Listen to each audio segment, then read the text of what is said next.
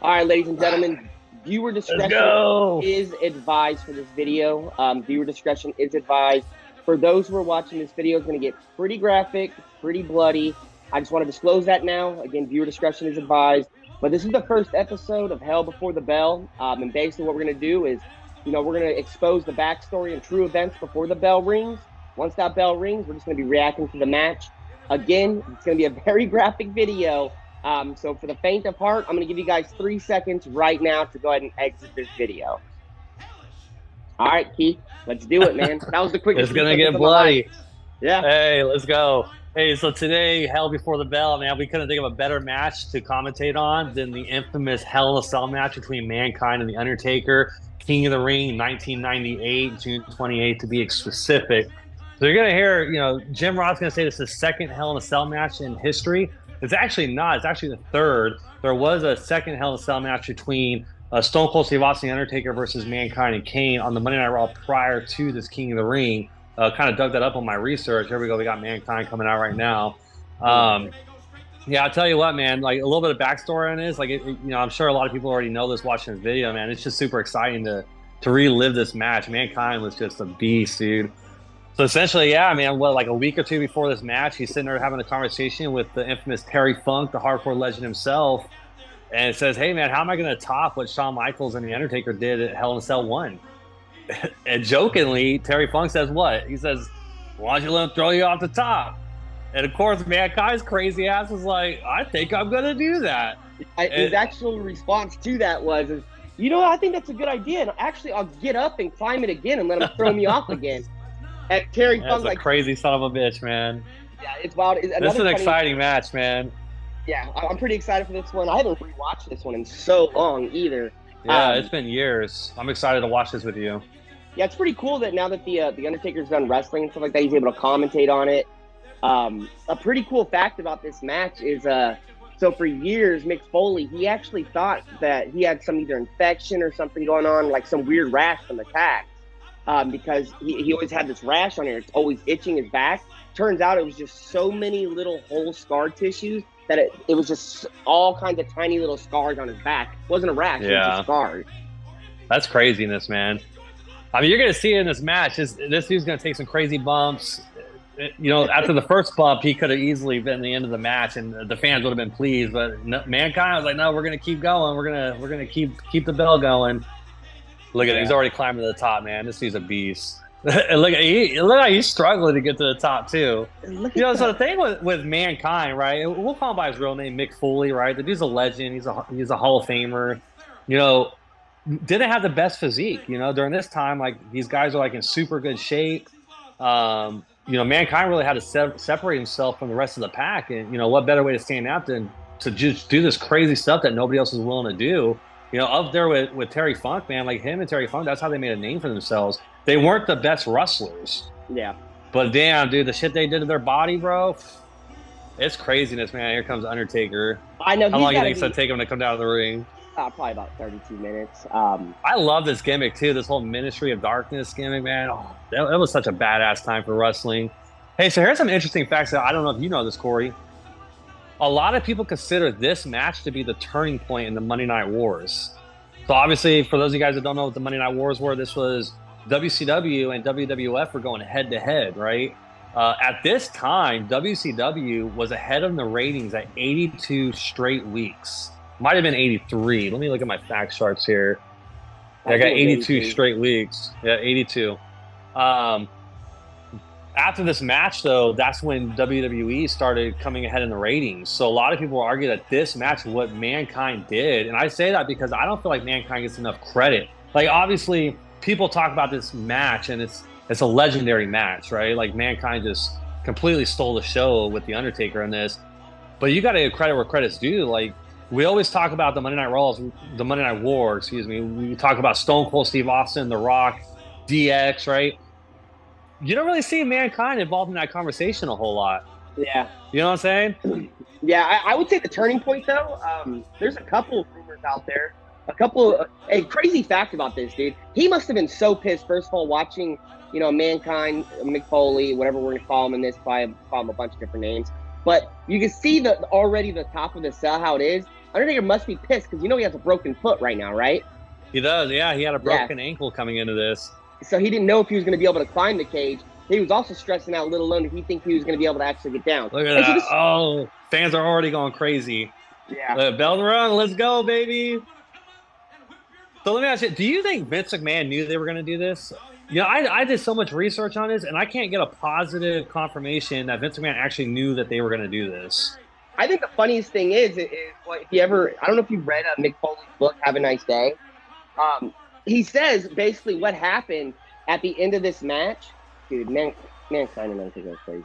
Look, they're already so close to the edge. Yeah, look at the cell. The cell's sagging, man. I know. So this thing, correct me if I'm wrong, but this thing was like reinforced with like metal zip ties or something like that too. It does not look stable, man. This thing looks scary. Yeah. Look at this. Oh, chair to the back. Let's go. Mankind ain't messing around. Yeah. So what I was saying earlier is that in his book, he basically, when he gets back to the back, Vince McMahon thanks Mick Foley for, oh my God. Look at that. That just looks so scary, dude. Yeah, they've got. Oh, look, it's already sagging in too. So he basically says after the match, Vince McMahon comes up to him and says, "Thanks for what you did for the business, but don't ever do that again."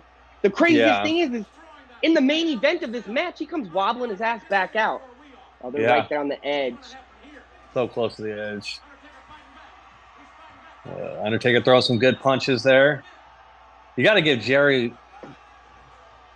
Oh my God, dude! There it is. Look how far that is, dude. Dude, imagine if he would have just thrown a little further. He just tossed his ass. JR's the goat on this. JR and killed him. And Jerry the King Lawler, man, they are amazing. I miss those guys. Yeah. Look, the match could have been over at this point. It should have been over at this point. Undertaker looking. Yeah, he looked concerned. Well, not only that, but you could think about it. If you look at it from like Mick Foley's perspective and Undertaker's perspective, Mick Foley was just getting his ass beat and then laying on the ground for 10 minutes. Undertaker's just getting a break, and then Mick Foley just gets up, takes another big spot. Look at this replay. Oh, my gosh. Thank God for that table. Could you imagine? If he would have missed that spot? That's got to be, what, 14, 15 feet in the air? I don't know. They always say it feels a lot bigger. That's what she said. So this is the original Hell in a Cell, too. Right, so first Hell in a Cell match, obviously The Undertaker versus Shawn Michaels for the heavyweight title. This is where Kane made his debut. We all found out that The Undertaker's brother is still alive. Look, there's Terry. Love Paul Bearer. He's alive! Here's my Paul Bearer impression. What do you think? He's alive! This dude is just dead, dude. Vince is probably in the back, but yes, can he get up and take a pin? Oh, he's taking his mask off? What's going on here? Yeah, I mean, I would, like, I remember watching this when I was a kid, man, and just, like, the match is over. It's over, dude. Like, he ain't coming back from that. Yeah, mask is off. Mick Foley looks like he don't know where he's at.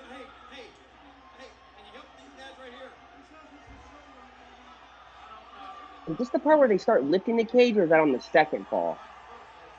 The second one. Remember, because this is where he gets taken out on the stretcher and then he fights his way back in. Yeah. They're going to show it again. Oh, my goodness, dude. Oh, could you imagine taking that bump, man? I just get mad stubbing my toe in the morning. Just like a little, like 2 or 3 more feet past the table, man. He would have went right into that barricade. Like, could have broke his neck. Like, that's just craziness.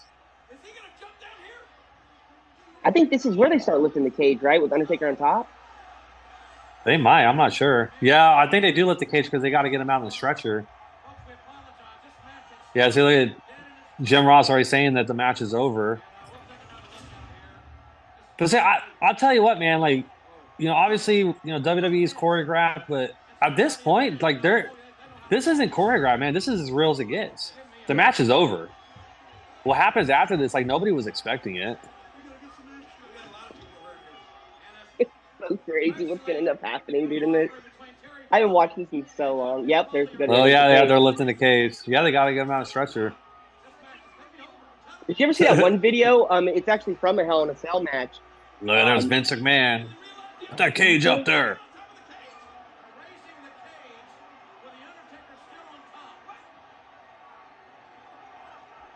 Now, could you imagine if the cage would have gave way with the Undertaker up there? Like, look how high the Undertaker is right now, dude.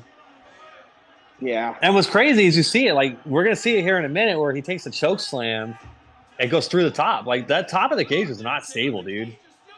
Yeah, that And they one's got Undertaker that's like 30 feet in the air. that one's so bad. I mean, you guys will see it in a little bit, but what happens with that chair? Oh, And there's Terry Funk. if you look at the new Hell in a Rest in Cell, peace. the new Hell in a Cell design, so Roman Reigns actually saved Seth Rollins' life one time. So if you actually, there's a video on the internet where you can go and see it. So they have these long spikes now to spike into these poles for the cell. Well, Yeah. he was trying to go in as the cage is coming down. It was literally like this far from piercing Oh, Seth, and I Roman didn't see Reigns that. basically said move because it was literally coming down right on his back. Oh, wow. It would have pierced right through him. That would have been horrible. Look at this. Yeah. This is where shit's about to get crazy. And look, the fans are chanting for the Undertaker. Like Mankind just got thrown off the cage. He's like it looked like he's crippled. Go to the hospital, and they're chanting for the Undertaker. Oh, wrestling fans are savages, Corey. Savages. Oh, there This you go. is Cage coming back down. imagine the I would think at adrenaline this pumping point, like, through him. I don't think Vince knew they were going to take that spot, man. Like, Vince had to have been pissed. He's like, we're never doing the Hell in a Cell Could again you after this. imagine being there live, man? I would love to have been there live. That's a moment you'll never forget. Is Vince in that circle right there where he's saying I can keep Yeah, going? I don't see him. he's wearing the gray. Well, I don't know if he's right there. I Oh, definitely saw him I think I just saw. ringside. I think he's wearing a white shirt actually. Oh look, Undertaker's coming down, and he's like, "This crazy son of a bitch." He sees him coming, he starts climbing his ass back up. Like, what the hell is going on? He's probably literally like, I can't believe I let this dumbass talk me into this. Look at, oh shit, oh it ain't over. Look at a smile on his face. Right back to the top. Look, all right, we're going back to the top, boys. Oh God, this is the worst spot right here. And when you really put it in perspective, man, this match was so short. It was not long at all. But So that first bump he took on the table wasn't even the scariest bump in this match, man. This next bump he's about to take is a scary one. This is where like it was not planned. It was not supposed to happen. no, I And think thank it God was he though. landed. Oh shit. So the cage was supposed to give way. It Yeah, wasn't supposed to just break away like it. Look, there it is. Oh my gosh! I The think way he's it gave, dead. the way it gave way, like if he wouldn't have landed the way he did, he would have been dead or broke his neck or man, I don't know. That's so funny. The Undertaker's first thought when he gets in this ring right now, he's like, "Oh, I gotta stay face here." He starts choke slamming everybody. He's trying to buy some time. Is the guy alive? So yeah, what they don't show, what you'll later see, what happens because his tooth actually comes through his nose right here. On his way down, the chair came right after him and hit him right in the face and knocked his tooth Yeah, through his nose. yeah. No, his tooth went through his lip, like actually through his lip. The Undertaker just Really? jumped down with that. Look, you can see him already Yeah, checking he's out like, that ankle. Terry, I'm gonna choke slam you right now, Man, Terry. this is exciting. Terry Funk, leave my friend alone. Go away, Taker. Oh, look at that. You don't give a shit. Get out of my ring. You son of a bitch, Taker. How dare you? That's a 75-year-old man. Terry Funk is 78 years old. You really got to throw him out of the ring? That man is 97 years old, Taker. This was probably Undertaker. Like what I would have done is I would just go to try to pin him, Man. and then Mankind just kicks out. That's so vicious, dude. I wish we got the slow motion one of the chair. I will tell you this, man. Mick Foley, you have my respect, man. You were one of the greatest talents to ever lace up a pair of boots. Did you just call him He can't even McFloy? stand up. Mick Foley. No, you said McFloy though. We'll check the tapes after this. I'm pretty sure I said Mick Foley. You said McFloy. It was a little cold in here. Maybe I stuttered. Look, so they talk about this when they did their review on this match. And Undertaker kept telling him, "All right, time to go home, Mick. Time, let's go home." So that's the saying that they use in wrestling. Go home. Yeah, Let's finish yeah. the match. Go. For those that are listening, he Still keeps champ saying, Undertaker. yeah, he's still saying, let's just take this home, Mick. And all Mick Foley keeps saying is, "Did we get to the tax yet?" Did we get to the That's tax? all he kept saying. Oh, That's all he and kept. he's fighting back, dude. Big Foley still got it. Now they're locking him in the cage. Why are you locking him in the cage like the freaking silly that just collapsed on the damn thing? Look at that. Oh, that's a. I'm gonna frame that picture on my wall.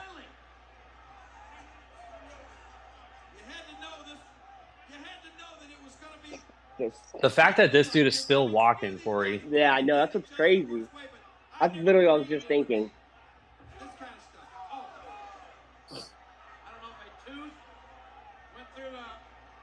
I Do you wonder. think that Mankind would have still been what he is today if it wasn't for this match?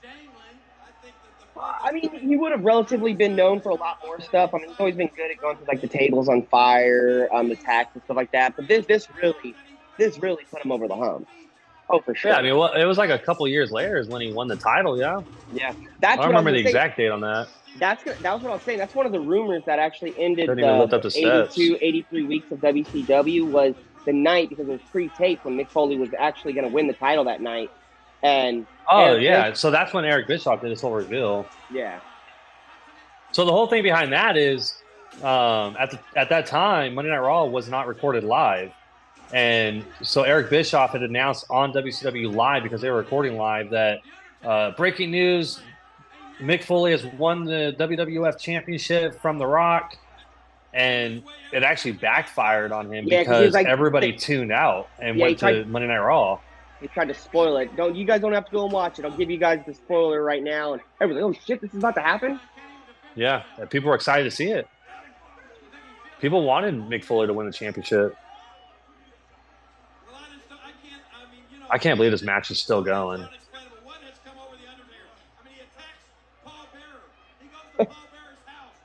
I feel like He's you would like, never see something like this in today's wrestling.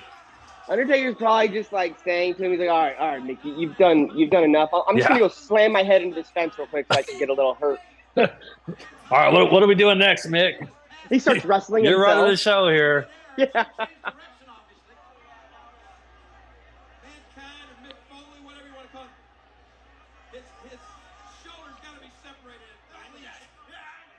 There's another thing too is when when he got thrown through that choke slam through the top.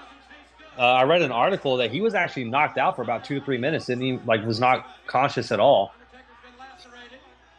I also read that he suffered a concussion from this. The fact that he was still able to put on a match like this after getting concussed, being knocked out, like that is craziness, man. That just speaks to Mick Foley's character. Yeah. Man, it's gonna get worse.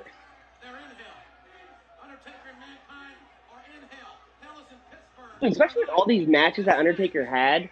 I mean, I know he wasn't the one taking real. Everybody else was taking all the crazy spots, but he lasted a long ass time. What, 30 years? Oh yeah, yeah. Mad respect for the Undertaker. Yeah, he If has you this watched new. our if you watched our top five, I ranked Undertaker number one, greatest WWE superstar of all time. Kick out, let's go. Oh, that was a weak kick out. Oh, Taker's busted open too. he's, he's a maniac, dude. Yeah, this is bloody. Hey, for all the viewers out there, man, if you guys are still sticking around, we appreciate you guys sticking around. This is a new series that my brother and I decided to come up with called Hell Before the Bell. If you guys We're want to basically, see, yeah, I was gonna say, if you guys want to see any other matches, like so we already have some ideas out there. I mean, we've got the Montreal Screwjob, we've got the Austin and Bret Hart match. I mean, if you guys want to see any other matches, just leave it in the comments. We'll definitely review those. the whole idea is just to pull matches from the vault and just talk about it, man. Let's get back into them. These matches, they've already been talked about, but let's talk about them again. Let's bring them back to the surface. These are the golden years of wrestling, man. This is when just it was at its peak. Oh, man, this match is so good. Hey, at this time in this period, was Hornswoggle on Raw at this time? with Finley. Wouldn't that Hornswoggle? be funny if he's because you know how every time he had something coming up on the show, he's just under the ring for like 3 hours. He has a TV. Imagine Just he's under the chilling. ring for this, dude, and he's just watching it on the monitor, just sitting under all this. Just wait for a spot. Oh, There's there's a the tag. thumbtacks. Oh, dude, just getting one. Like, have you ever stepped on a tack? That's a real deal right there. I've stepped on a tack, one tack. I mean, this dude's gonna have like 100 and something tacks. But you gotta see, like they're gonna be stuck in his boots.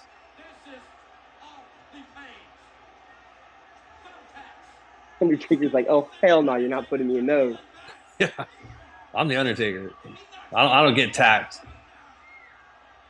Yeah, you get to a point too where like watching his matches, like you knew that. Yeah, there it is. Like you just knew that Mick Foley was gonna take these bumps because Undertaker ain't doing it. This is the damn Undertaker.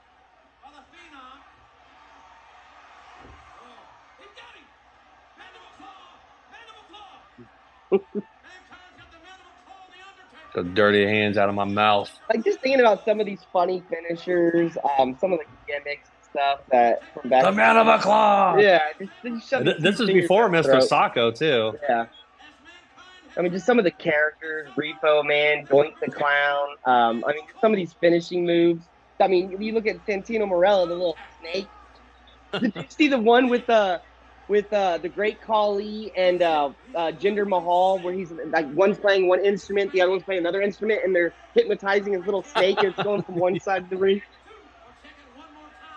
I do remember that. I think Great Khali just had a baby. I think I saw that on Instagram.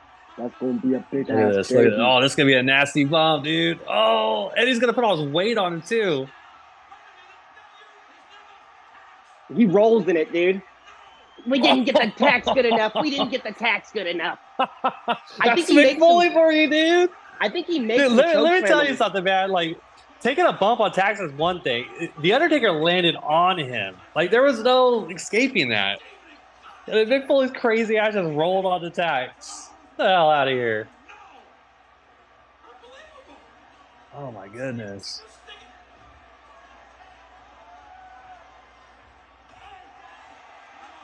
All right, we got the tax good that time. We don't need. There it is. There's the spot you're looking for, Mick.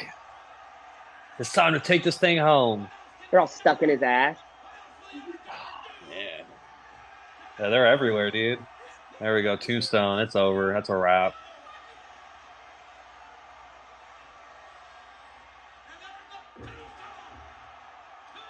Well, there you have it. Yeah, that's crazy. And then, hey, if you guys actually go and you guys go on the Cox and go watch this, the Peacock. If you guys go and watch this, he still comes out at the end of the night for the other match, which is the first blood match with Austin and Kane in the end, and he still wobbles his ass out there. I don't know how, even after Vince McMahon in the back is telling him, don't ever do that again, but I still need you to go back out there tonight. That's just crazy. Yeah. But yeah, I mean, that basically wraps it up, man. I mean, great match. Since you're the ratings guy, man, what would you give that one out of 10? Oh, 1 out of 10? I mean, obviously, this match wasn't meant to be athleticism or, a spectacular, in-ring ability type of match. But just given the major spots and the sacrifice that Mick Foley made, I'm going to give this a straight 9 out of 10. This was up there. This is hands down one of the greatest matches of all time. People talk about it. We're talking about it right now. This is the first episode of Hell Before the Bell, and me and you, without even arguing about it, without really having a conversation, immediately we're like, the first episode has to be Mankind versus The Undertaker, Hell in a Cell, 1998, King of the Ring. Yeah, why would we not start with that? There's so much story there. We would definitely want to wait for that one, as the channel gets bigger, but there's no way you can start a channel called Hell Before the Bell without doing a Hell in a Cell. But I mean, so that's absolutely. Hell Before the Bell. For those guys sticking around still, if you guys want to leave a like, subscribe, subscribe to the channel, hit that little notification button so every time we go live or anything like that, you guys will get those notifications. But yeah, hey Keith, real quick for Hell in the Bell, you want to try to do it like the Undertaker, his little thing? Hell before. Here we go. All right. Hell before the bell. Rest in peace. I don't know why we're How's related, that? but that was pretty You good. asked me to do it. I know. Hey, for all the fans out there, hey, let us know how you rank this match, man. I ranked it 9 out of 10. I'd love to hear what you guys think. Give us some more, comments on what other matches you'd like us to commentate on. We hope you guys enjoyed this episode, man. This is Hell Before the Bell, Sports and Entertainment Talk. Keith and Corey, man. Hey, other than that, goodbye.